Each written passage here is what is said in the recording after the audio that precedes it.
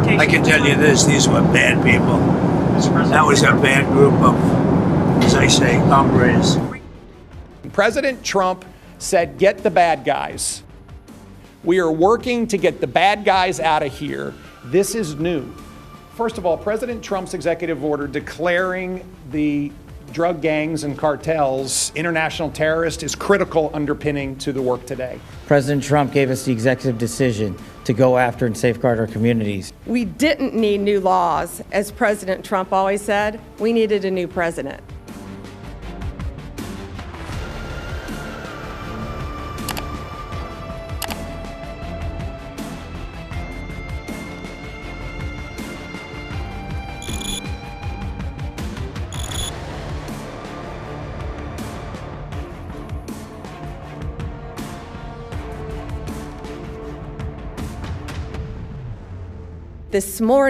Early this morning, one of the top leaders of MS-13 was apprehended.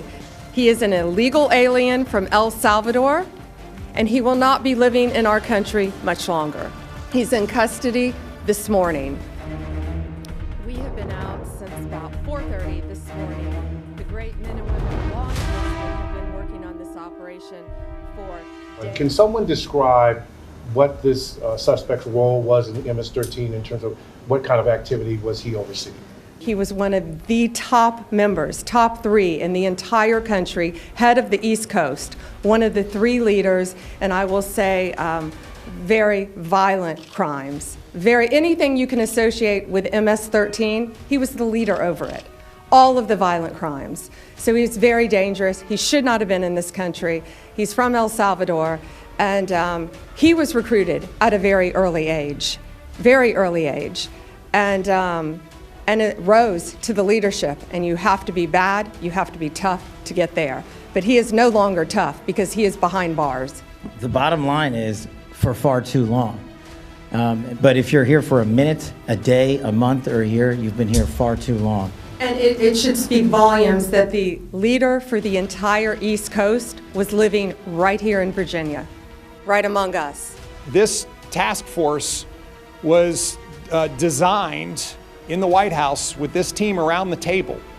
What do we need to do in order to go after the gangs, the cartels, and of course the drugs in a community? This task force was architected in a very quick period of time and stood up immediately. And in fact, when Director Patel was confirmed, within a day, he authorized this facility and these capabilities. General Bondi immediately came to lead it, and we found ourselves with truly one-of-a-kind resources going to work. And I just want to emphasize the pace and the focus. These were not lists that were available in the previous administration because they wouldn't do that.